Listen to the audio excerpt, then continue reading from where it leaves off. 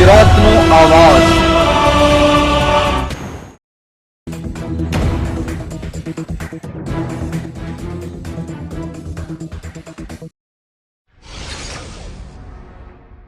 ધોરાજીના પાટણવામાં ધોધમાર વરસાદ, ઓસમ ડુંગર પરથી ધોધ વહ્યો, અદ્ભુત દ્રશ્યો કેમેરામાં કેદ।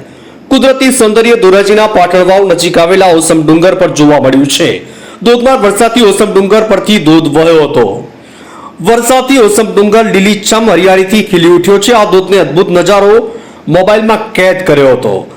મારું નામ રિયા વિસાવડિયા છે।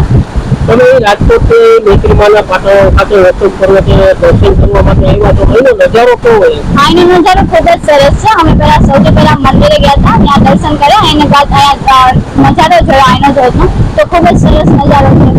અહીં જે ઓસમ પર્વતમાં જે આ ઝરણા વહી રહ્યા છે, કેવું દ્રશ્ય તમને લાગે? ખૂબ જ દ્રશ્ય સરસ છે। અહીંયા આવીને આમ નેચરલ છે, આપણને આમ જે મળે છે એ બહુ મસ્ત છે। અહીંની હવા પછી પ્લસ કે અહીંનો નજારો તો ખૂબ જ સરસ છે।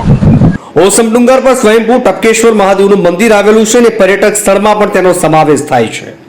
ચોમાસા દરમિયાન અહીં કુદરતી સૌંદર્ય ખીલી ઉઠે છે।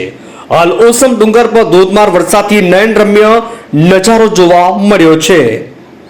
ધોરાજીથી અલ્પેશ ત્રિવેદીનો રિપોર્ટ।